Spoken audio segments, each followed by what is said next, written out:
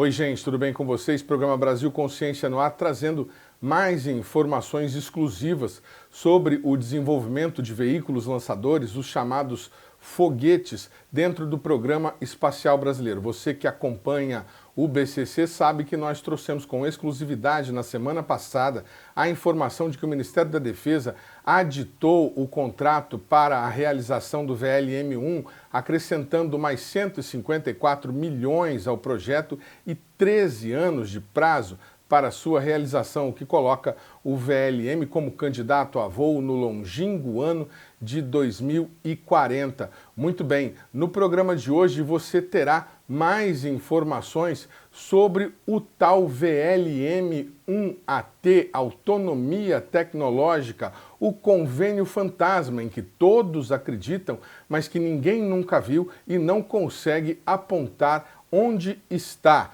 Você também terá informações sobre o pedido de falência da Avibraz e algumas das manifestações que foram feitas durante o seminário sobre a indústria bélica nacional realizado em São José dos Campos. Antes, porém, a gente vai para o nosso giro de notícias, começando pela abertura do Comitê de Busca para a escolha do novo diretor do INPE. Acompanhe. O Comitê de Buscas para a escolha do novo diretor do INPE já está recebendo candidaturas, conforme divulgado pelo Ministério de Ciência, Tecnologia e Inovação no Diário Oficial da União no último dia 23 de março. O comitê de busca que irá escolher o novo diretor ou diretora do INPE é formado por Luiz Manuel Rebelo Fernandes, do Ministério de Ciência e Tecnologia, pelo pesquisador Carlos Afonso Nobre, que é aposentado do INPE, João Paulo Ribeiro Capobianco, que é do Ministério de Meio Ambiente e Mudança do Clima, Luiz Bevilacqua, que é aposentado da Universidade Federal do Rio de Janeiro, e Júlio Chidara, que é da Associação das Indústrias Aeroespaciais do Brasil. Detalhe é que Luiz Manuel Rebelo preside a comissão. Conforme a divulgação feita pelo Ministério de Ciência e Tecnologia, podem se inscrever para o cargo quaisquer cidadãos com notório conhecimento e experiência profissional nas áreas de atuação do INPE, além de ser portador de diploma em nível de doutorado reconhecido pela CAPES ou revalidado no Brasil. O pesquisador deverá comprovar experiência gerencial e administrativa, incluindo atividades de relacionamento com organizações de fomento do governo e entidades da sociedade em geral, experiência internacional em programas e projetos de ciência, tecnologia e inovação, além de notoriedade junto à comunidade científica e tecnológica, entre outros atributos.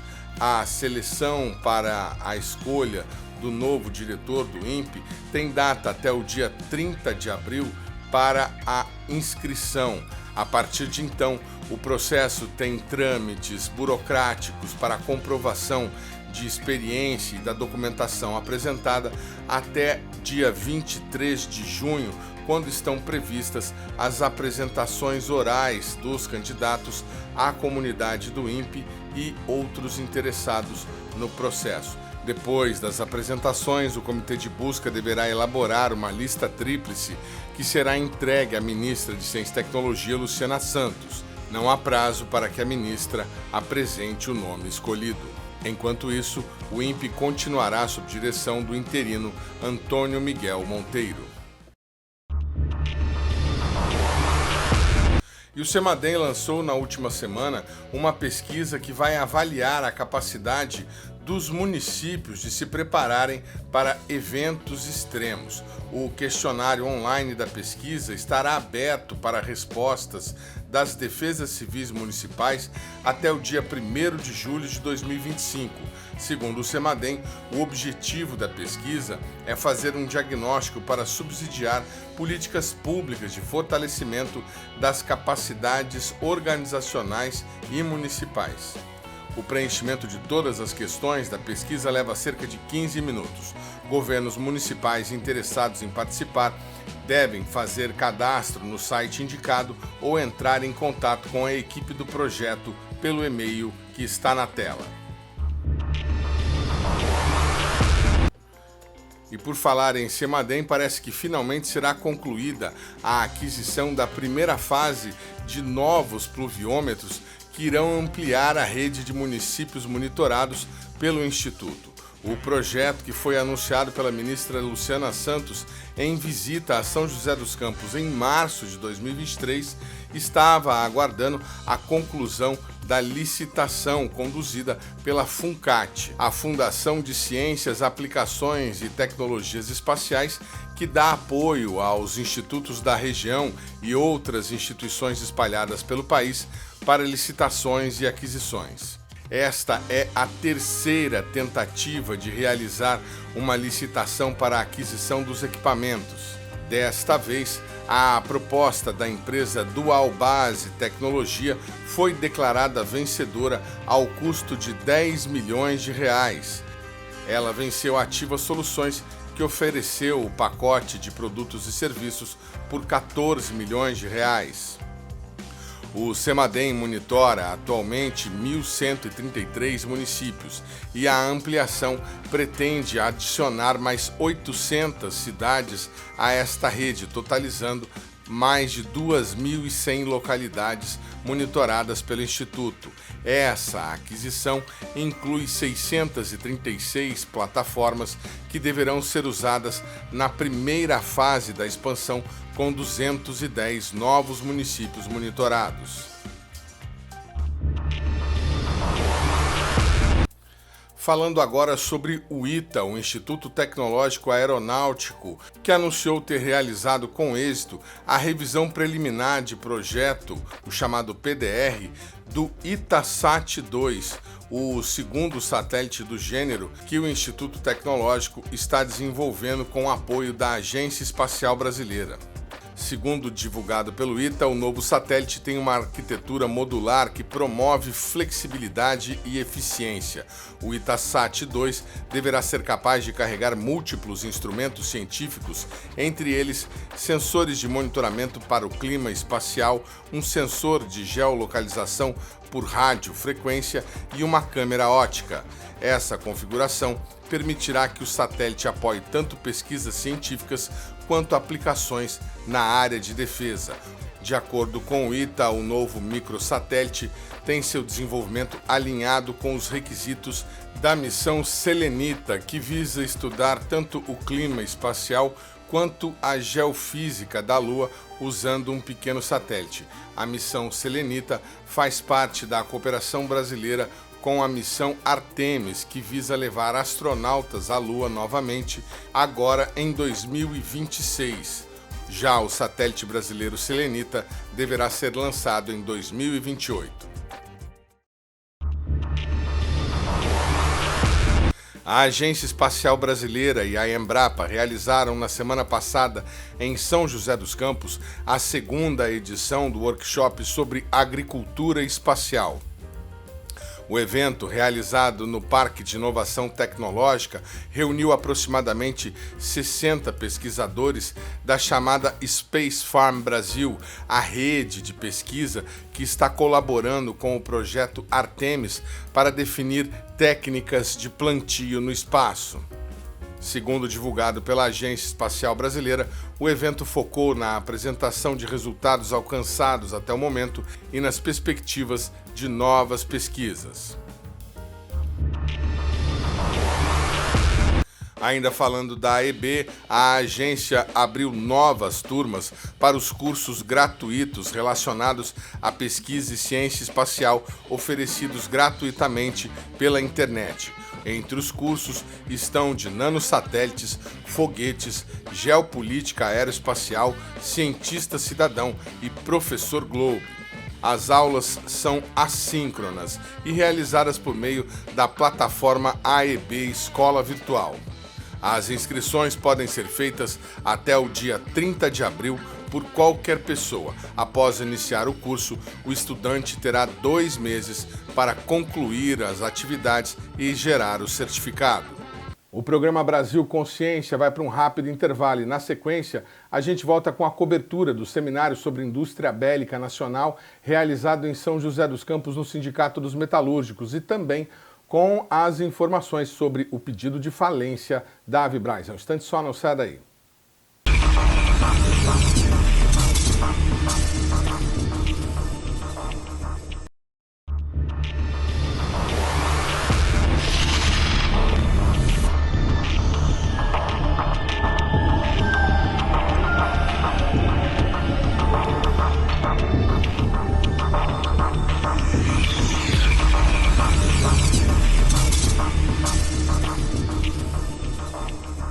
Segundo bloco, o programa Brasil Consciência de volta, e a gente fala agora sobre a notícia que colocou mais uma vez o desenvolvimento de veículos lançadores do Programa Espacial Brasileiro sob risco por conta da falência de uma empresa. A Avibraz é candidata à nova Mectron, a companhia que não paga seus trabalhadores há 24 meses e que está em recuperação judicial há 3 anos, recebeu intimação da Justiça para honrar os compromissos firmados no termo de recuperação judicial, sob pena de ter a falência decretada. O Brasil Consciência esteve na sede do Sindicato dos Metalúrgicos durante a realização do congresso promovido pela entidade sobre a indústria bélica nacional, no momento em que a notícia foi divulgada, e nós trazemos para você a cobertura do evento e a repercussão imediata desta bomba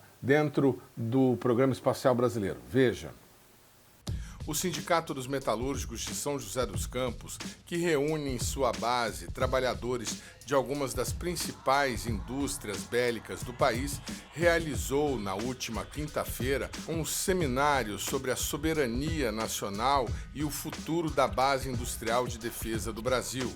Entre os palestrantes estavam o ex-comandante Robinson Farinaso, muito conhecido na internet pelo canal Arte da Guerra, também o general Ivan Neiva Filho, ex-chefe do escritório de projetos do Exército, e o professor Marcos Barbieri, da Unicamp, economista, especialista na área de defesa, que nós já entrevistamos aqui no programa Brasil Consciência algumas vezes e que seria responsável por apresentar os desdobramentos da crise na Avibraz. Qual que é a maior deficiência que eu coloco aqui, que eu acho que outros colocaram? É que a necessidade de que a base industrial defesa e a expansão da defesa no Brasil esteja associado a um projeto de país. Esteja associado a um projeto de país. Se eu não colocar isso como um projeto de país, o desenvolvimento como um projeto de país, isto é, defesa e desenvolvimento como duas faces de uma mesma moeda. Não sou eu que coloco, não é ideia minha, não é invenção minha, isso está na introdução do texto chamado Estratégia Nacional de Defesa. A defesa como garantidora do desenvolvimento e o desenvolvimento como promotor da defesa. Eu tenho que ter essas duas faces da mesma moeda. Isso vai ficar claro. O Brasil só vai ter defesa se nós conseguirmos ter desenvolvimento. PIB crescendo, estruturas universitárias e de pesquisa adequadas, salários e empregos adequados, bem remunerados. Nós vamos conseguir. Então, se eu tiver desenvolvimento, eu vou ter uma estrutura. E legislação. Evitar a desnacionalização, ter regras que permitam uma estabilidade orçamentária. Porque se nós não tivermos isso, aí eu vou ter que compartilhar do pessimismo do general Neiva, de que em algum momento, se nós não tivermos defesa, nós não vamos ter o desenvolvimento, mesmo que nós queiramos. E o caso da Avibraz? A Avibraz, ela é mais antiga que a Embraer, ela é de 61. Fundada, né, pelo Verde e pelos outros ex-alunos do ITA. Então ela tem a mesma origem, né, daquele projeto de nação do Casimiro Montenegro, de criar o CTA, dentro do CTA criar uma escola que é o ITA, criar um instituto de pesquisa que é o IPD, e a partir disso um instituto de fomento, né, o IFI, e a partir disso eu poder desenvolver o que nós temos hoje. Por isso São José dos Campos é o nosso centro, é o centro, graças a esse projeto. E uma empresa começa a produzir um avião aqui, né? Inclusive o avião era feito de material compósito na época, né? Simples, né? O Falcão, outros. Só que é uma empresa que já se destaca, na década, final dos anos 60 e 70, ela já passa a ser a empresa responsável pelo desenvolvimento dos foguetes sonda e das antenas de telecomunicações do Brasil. Nos anos 70, avança para a área de defesa. Ela estava em aeronáutica, espaço, vai para a defesa. Foguetes, bombas, propelentes. Anos 80, a criação do sistema Astros, onde ela avança, e não só o Astros, passa a produzir sob licença o EDTA fila antiaéreo, sistema de controle antiaéreo, diversifica para diversas áreas, a Tectran, forjaria, eletrônica. Então é uma empresa que passa a ter uma importância muito grande, grandes exportações, né? Aí eu vou ter que fazer uma ressalva, só um parênteses. Muitas pessoas falam, mas o sistema Astros foi encomendado, não é do Brasil, daí foi encomendado pelo Iraque, da época de Saddam Hussein. Foi encomendado porque nós tínhamos competência para fazer isso, nós tínhamos uma total competência que tinha sido construída. Tanto que daí a importância que ele vai ganhando, ele entra nas próprias Forças Armadas brasileiras, as exportações. E a empresa avança, passa a ter algumas dificuldades que eu vou colocar, mas hoje a empresa, ela estava responsável por, e ainda continua responsável, por 2 produtos chaves no Brasil. Um para o espaço, a empresa responsável pelo veículo produção do veículo lançador de satélite. Até recentemente, quando houve um outro edital da FINEP e outra empresa passou, outras 2 empresas passaram a entrar nessa área. Dadas já os problemas que ela tinha, ela não conseguiu manter isso daqui. E ela é a empresa responsável por um míssil de cruzeiro. Míssil de cruzeiro é um míssil que voa pelo menos, né, um míssil com uma precisão incrível e que voa pelo menos 300 quilômetros. Isso daqui é disputa, né? O sonho, né, do Zelensky, né, da Ucrânia, era ter um míssil de cruzeiro para poder fazer frente, né, e poder usar isso daqui frente aos russos, ou em qualquer outra área. E o Brasil, essa empresa que nós estamos discutindo aqui, é que está responsável, pelo menos essa parte está sendo transferida, mas é a responsável por isso. Mas o que aconteceu com a Avibras? Aí eu vou tentar analisar um pouquinho a empresa, fazer uma análise, como é o meu trabalho, né, em economia, entender um pouco avanços e limitações dessa empresa. Quais avanços? Ao longo da história, ela conseguiu construir uma capacidade produtiva incrível. Instalações imensas, amplas, áreas de teste, bancadas de teste, laboratórios, toda uma estrutura que foi montada, e uma infraestrutura ampla e verticalizada. Se nós pegarmos as áreas que a Avibras tem só do ponto de vista de terreno aqui, imenso, né? Capacidade tecnológica. E a capacidade tecnológica não é algo que é o equipamento, tá? Principalmente na capacidade intrínseca dos funcionários, dos técnicos, dos engenheiros, dos administradores que a empresa tem. É um produto, ela consegue desenvolver produtos de excelência com grande inserção internacional. O sistema Astros, por exemplo, foi vendido para praticamente diversos países do mundo. Arábia Saudita, Malásia, Indonésia, etc. Então, uma empresa que tem inserção internacional. E não é só, ela é uma empresa estratégica de defesa no sentido da legislação, mas mais do que isso, eu estou falando, ela é uma empresa estratégica para a defesa nacional, como eu coloquei daqueles outros produtos que ela faz. Só que é uma empresa que, se nós pudermos analisar, ela mostra algumas deficiências estruturais na própria empresa, que não vem de hoje.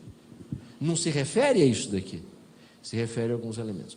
Primeiro, as receitas dela muito concentradas em um único produto. O sistema Astros, ele representa praticamente o faturamento da Avibras. Então ela está com, é um produto, ninguém está questionando a excelência do sistema Astros, mas é um produto específico, ela está muito centrada. O que no passado ela tentou desverticalizar, voltou, centralizou. A demanda desse produto, até pela própria característica desse produto, é muito irregular, dependência de grandes contratos, ou internos ou de exportação.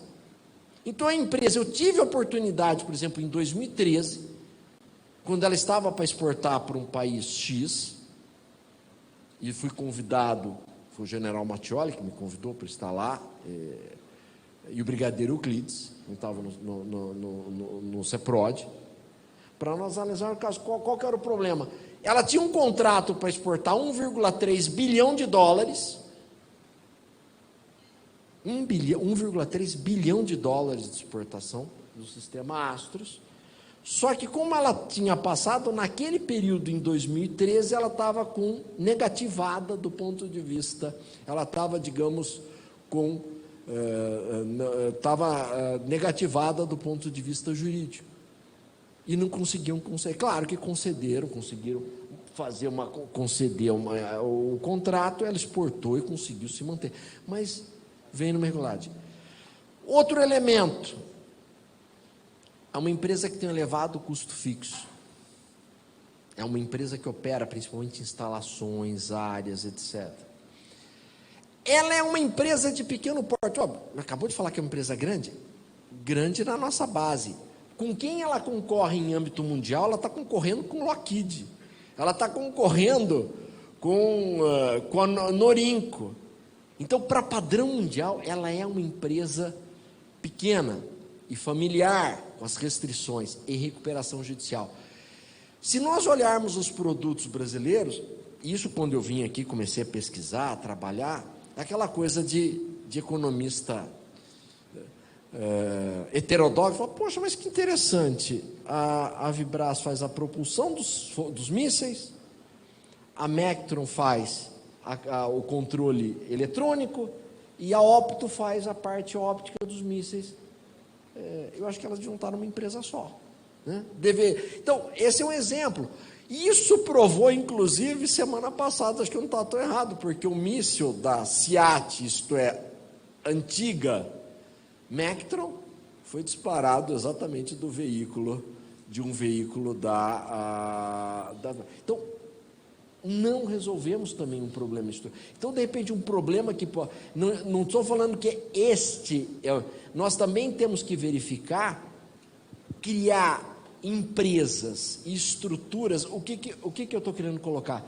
É necessário recuperarmos a Avibras? Sim, eu sou o primeiro. Se alguém precisar sair na porta para nós fazermos a passeata a favor da Avibras, eu vou na frente, não tem nenhum problema.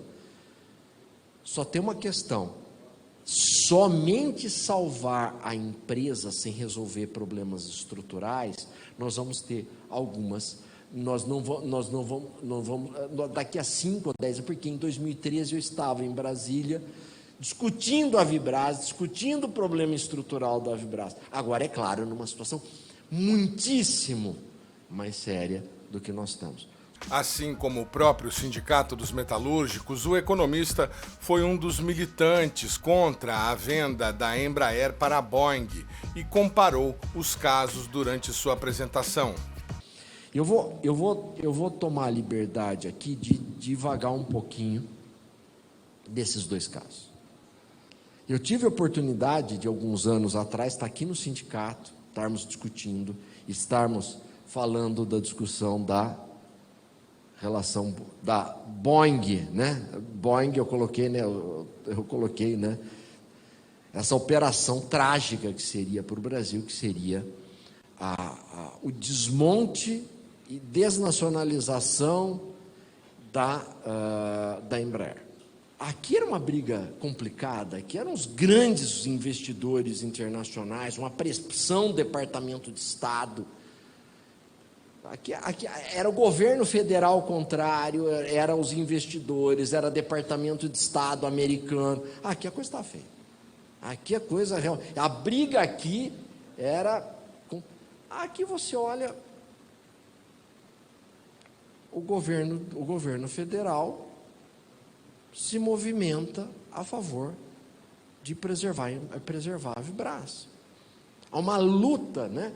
E aí, sem querer desmerecer, mas pessoas de segundo, terceiro escalão de diversas áreas do governo batalhando, brigando, algo que chega a nível de ministro e pior, chega a nível de presidente, reuniões. Mas vamos resolver o problema da Vibraz, está tranquilo. Agora, ao contrário. Não tem, o que eu saiba, o Departamento de Estado americano só vai encrencar se nós quisermos vender Panorinco. Até então, fora isso, acho que eles não vão ter muito problema, cara. Não que eles gostem da Vibraz, mas não, o que o Brasil tem um míssil de cruzeiro, mas não acredito que seja algo que eles vão querer, né? Estão preocupados com isso na atual conjuntura, com todo respeito. O valor que nós precisamos para resolver a questão da Vibraz é um valor relativamente pequeno. Mais que isso, o governo já colocou, ele é credor da Vibraz, ele é o grande credor, o que não era aqui, né? É credor da Vibraz. Não tem Goldejá, mas você é o credor, é mais né, do ponto de vista pesado, que você não resolve. Faz 2 anos que eu estou esperando a solução. Venho falando com diversos colegas aqui do grupo do Exército de Brancaleone que nós tínhamos, outros que vêm se associar com empresas, com outras empresas, com o governo, não com o primeiro e segundo escalão, esses eu não falo, que também não vão querer ouvir o que eu vou falar, não vou ser tão educado, mas com colegas de segundo e terceiro, e isso daqui não se resolve. Uma paralisia da qual, mas nós temos um problema que precisa, mas poxa vida, é uma empresa estratégica de defesa, fundamental, inquestionavelmente, que eu preciso resolver. Qual a maneira? Vamos estatizar? Pode ser uma saída. Empresários, mas não, olha, empresas, não, vamos reorganizar. Mas, poxa, eu preciso ter uma organização. O Brasil não conseguir resolver a questão da Vibraz vai ser um atestado de incompetência completo. Não é do governo, é um atestado de incompetência do Brasil. Brasil incompetente. Parece um pouco um jogo que nós tivemos de seleção, né, que ocorreu essa semana. Quem assistiu falou, não dá. Desse jeito não vamos longe. É melhor parar.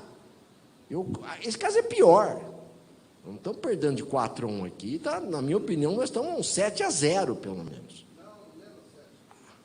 Na minha opinião, a segunda maior empresa estratégica de defesa do Brasil, só perde para a própria Embraer, a primeira, a segunda, na minha opinião, mais antiga, competência, e o que foi falado, competência, nós estamos falando de 61, nós estamos falando aí de mais de 60 anos de competência, de construção de competência em diversas áreas,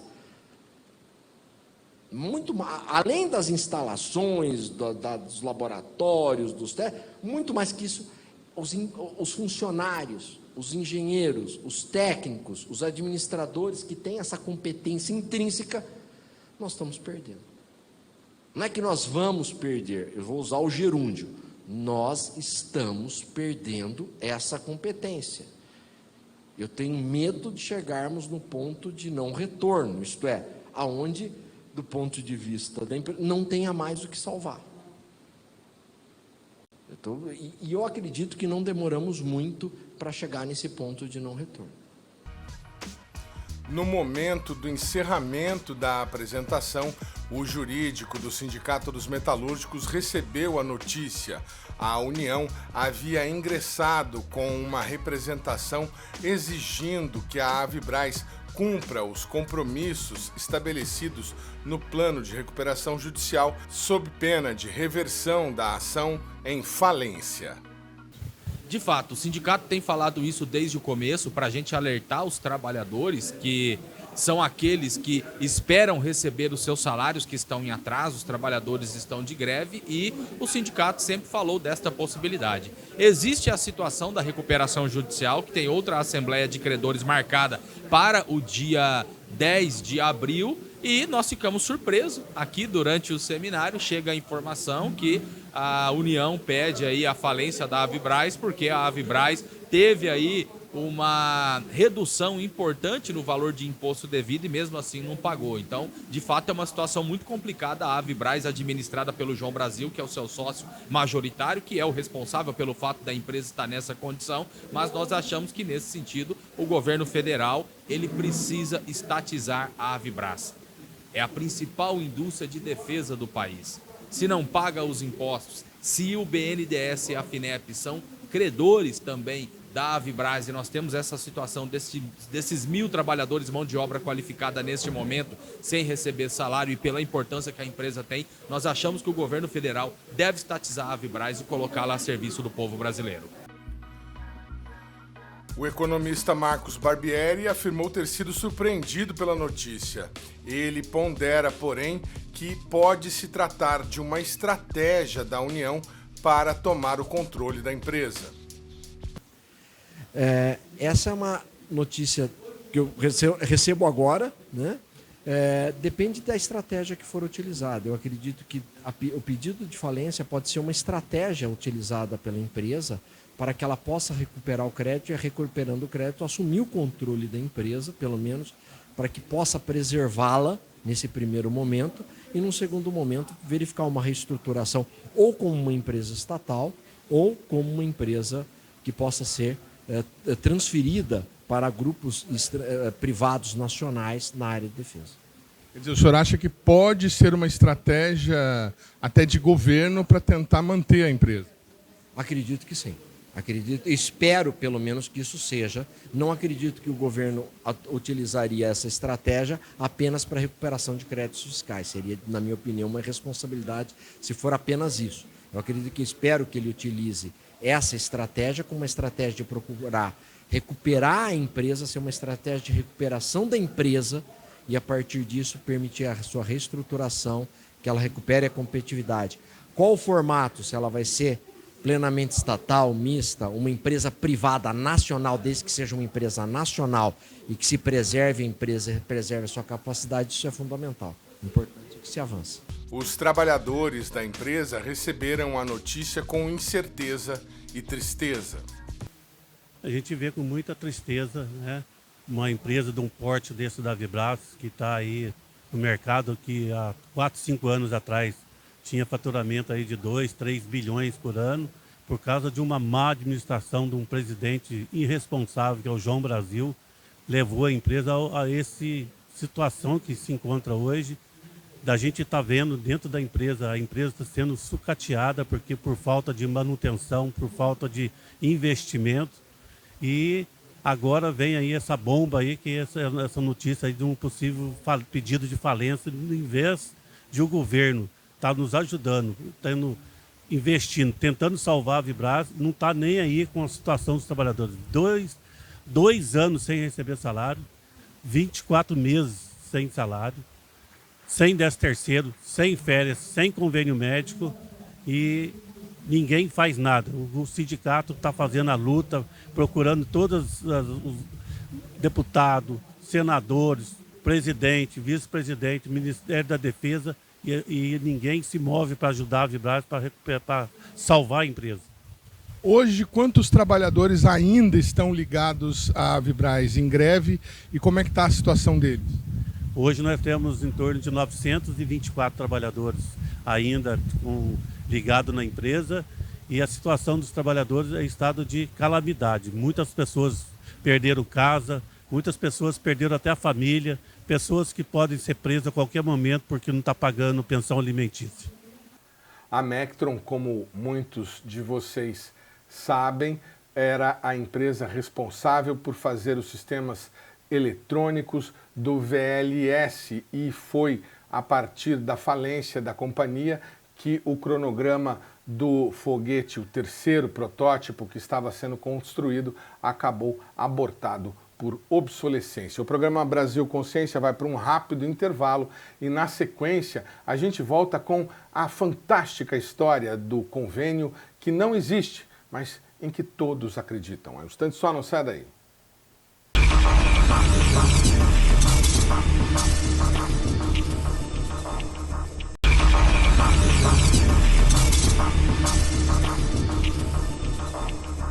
Terceiro bloco, programa Brasil Consciência de volta, e a gente dedica espaço agora a fazer jornalismo profissional, buscando informação e confirmando essa informação com fontes oficiais. Aqui a gente não trabalha com fofoca e a gente vai trazer para vocês os dados sobre esse convênio que nós tomamos a liberdade de batizar como Convênio Fantasma.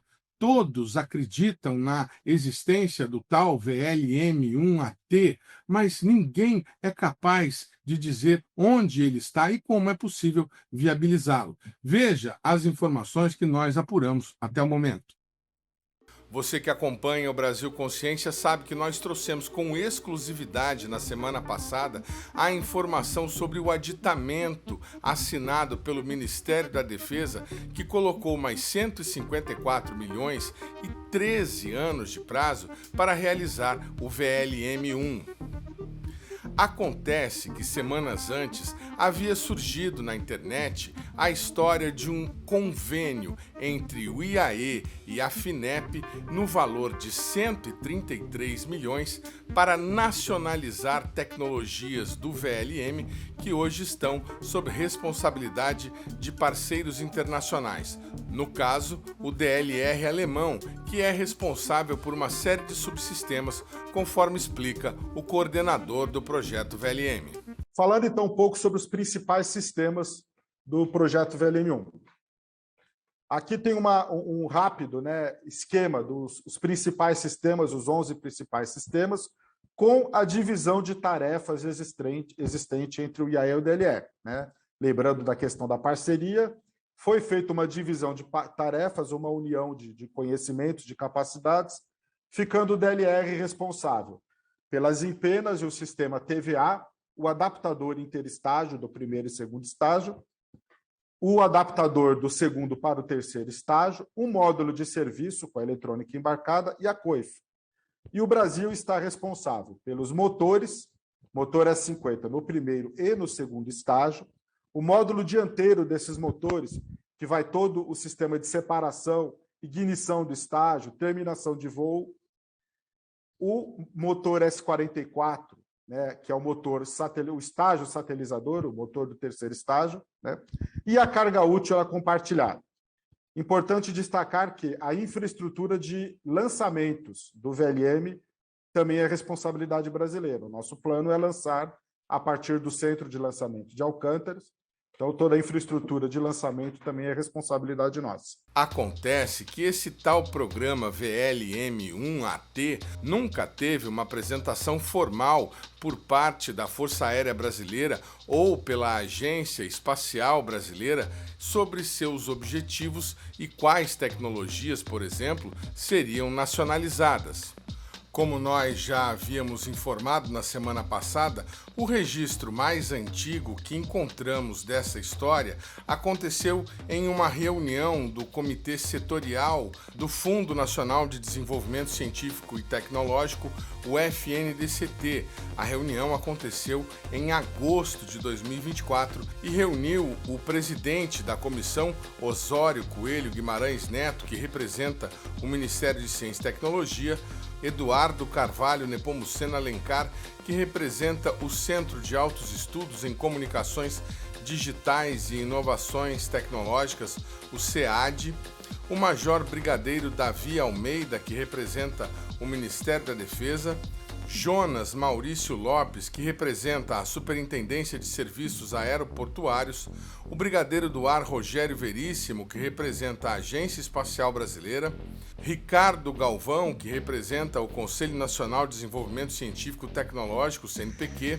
Jordan Paiva, que representa o Ministério das Comunicações, e Jadir Gonçalves, dono da empresa Fibra Forte de São José dos Campos, que representava a Associação das Indústrias Aeroespaciais do Brasil naquela oportunidade.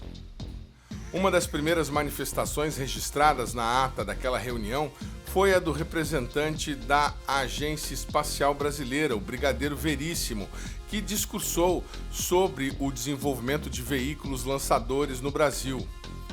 Segundo a ata, o brigadeiro teria ressaltado a concorrência entre os projetos em desenvolvimento pela mesma infraestrutura de laboratórios e centros de lançamento, a maioria da qual está obsoleta, especialmente em relação a radares e telemetria. O brigadeiro mencionou também a necessidade de ações emergenciais e a busca por recursos por meio do Proinfa. Segundo ele, naquela oportunidade, a documentação já teria sido enviada ao MCTI, mas não teriam obtido resposta. O brigadeiro enfatizou a importância estratégica de revitalizar a infraestrutura existente, considerando a relevância das 3 iniciativas em andamento. São os 2 VLPPs e mais o Rato. Nós já havíamos mostrado na semana passada o registro do depoimento do Jadir Gonçalves, representante das indústrias, que destacou a questão da necessidade de investimentos da ordem de 25 a 30 milhões para a recuperação da usina Coronel Abner. Outra declaração que merece ser citada é a do brigadeiro Davi, que fala sobre a necessidade urgente de recuperação do Centro de Controle e Telemetria, que, segundo ele, estaria recorrendo a medidas paliativas como a encomenda de válvulas magnetron do exterior para manter a operação. O brigadeiro ressalta que o centro será essencial para viabilizar projetos como o do VLPP e do Rato. Mas a parte que nos interessa é a menção da proposta do VLMAT, que visaria a autonomia tecnológica e a recuperação da usina Coronel Abner. Segundo o discutido naquela reunião, o montante destinado ao VLMAT seria usado para modernizar a usina. A segunda vez que essa informação surgiu foi em outubro de 2024, quando o DCTA realizou reunião com empresas participantes do consórcio Rato e no comunicado, pela primeira vez, continha a sigla VLMAT, Autonomia Tecnológica, com uma frase atribuída ao ex-diretor do IAE, Brigadeiro Frederico Casarino. Um mês depois, em audiência pública na Câmara dos Deputados para a criação da ALADA, o conselheiro da FINEP, Ronaldo Carmona, afirmou que a subvenção de 133 milhões havia sido aprovada pela diretoria da FINEP. Finalmente, nessa área de lançadores, foi recém-aprovado na última segunda-feira pela diretoria da FINEP o chamado projeto VLMAT, que é o projeto do veículo lançador desenvolvido pelo Comando da Aeronáutica, no qual há agora um financiamento da ordem de 133 milhões de reais, visando exatamente nós nacionalizarmos partes do VLM, do veículo lançador de microsatélites, nos quais nós somos dependentes de estrangeiros, né? Então, esse projeto, financiado no âmbito do FNDCT, ele busca, com recursos do Programa de Promoção de Autonomia Tecnológica na área de defesa nacional, superar essa que é uma grande vulnerabilidade de nós dependemos de sistemas estrangeiros nos nossos veículos lançadores. Em março deste ano, foi a vez do IAE divulgar um comunicado sobre uma reunião com empresas do projeto VLPP, afirmando que recebeu da FINEP financiamento para o VLM1AT. Ao ser questionada sobre o convênio, a FINEP informou que, quando Ronaldo Carmona fez a menção ao VLM1AT na audiência pública em novembro, o projeto já estava aprovado e contratado pela FINEP no âmbito do Programa 9 do FNDCT, o Fundo Nacional de Desenvolvimento Científico e Tecnológico, que contempla apoio a projetos na área de tecnologias críticas em defesa. A nota ressalta ainda que o projeto já está em execução, tendo as empresas já recebido uma primeira parcela de recursos por parte da FINEP. O Brasil Consciência insistiu com a assessoria de imprensa da FINEP sobre quais os projetos teriam sido contemplados dentro do Programa 9 para o VLMAT e não obtivemos qualquer resposta.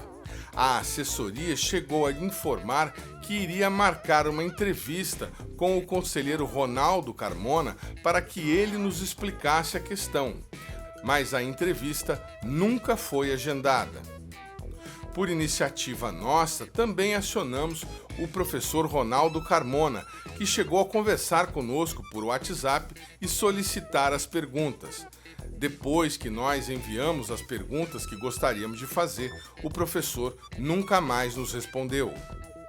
Nós também havíamos solicitado uma entrevista com o novo diretor do IAE, Jorge Marques de Campos Júnior, para que ele esclarecesse a situação, mas, segundo informações da assessoria de imprensa do Comando da Aeronáutica, não haveria disponibilidade para o atendimento. Diante da negativa, enviamos algumas perguntas à assessoria de imprensa do Comando da Aeronáutica e do IAE para tentar esclarecer a situação. Foram elas: dada a aprovação do projeto VLMAT, os problemas da UCA foram ou serão solucionados? Qual o montante do convênio será destinado para a reforma da UCA? Considerando a necessidade de investimento, o cronograma para o teste com o motor S50 para junho deste ano está mantido? Considerando a proposta de nacionalizar tecnologias, é possível detalhar quais seriam elas e qual o cronograma para desenvolvê-las? Por e-mail, a assessoria de imprensa do Comando da Aeronáutica respondeu que a Força Aérea Brasileira, por meio do Instituto de Aeronáutica e Espaço, esclarece que a adequação da usina Coronel Abner é uma das prioridades do projeto VLMAT e está prevista dentro de seu escopo. Em relação ao orçamento destinado à reforma da UCA, estima-se a necessidade de um investimento de aproximadamente 25 milhões, confirmando o que nós já havíamos trazido na semana passada por meio da ata da reunião do Conselho Setorial. Ainda segundo a assessoria de imprensa do Comando da Aeronáutica sobre o cronograma do segundo tiro em banco do motor S50, sua realização depende da retomada das atividades da Avibraz, empresa responsável pelo fornecimento dos motores S50 ao IAE. Nesse aspecto, cabe um esclarecimento. As informações que nós tínhamos até o ano passado davam conta de que a Avibraz já havia entregado um motor carregado para a usina Coronel Abner e que dependia da usina a continuidade do teste. Nós continuaremos investigando informações sobre a realização do teste, mas se o cronograma realmente depende da situação da Avibraz, é factível imaginar que o teste não irá acontecer mais uma vez. A nota da assessoria de imprensa do Comando da Aeronáutica acrescenta que, quanto à nacionalização de tecnologias, vale destacar que o prazo de execução do projeto é de 36 meses, conforme teria sido estabelecido pela financiadora de estudos e projetos, a FINEP. O desenvolvimento do VLM-1AT tem como objetivo fortalecer a autonomia tecnológica do país em sistemas eletrônicos embarcados, controle de navegação, atitude e posicionamento, além de processos de carregamento do motor S50. O programa Brasil Consciência de hoje vai ficando por aqui. Você que quiser conferir os demais conteúdos produzidos pelo SINDCT, como por exemplo o SINDCT na Cultura, deve acessar as nossas páginas disponíveis nas redes sociais ou no próprio canal da TVT. Dúvidas, críticas, sugestões e reclamações, nosso e-mail é sempre o caminho para você puxar a nossa orelha. A gente volta na semana que vem com mais informações sobre o programa VLM-1 e essa tal autonomia tecnológica. Até a semana que vem, gente. Tchau.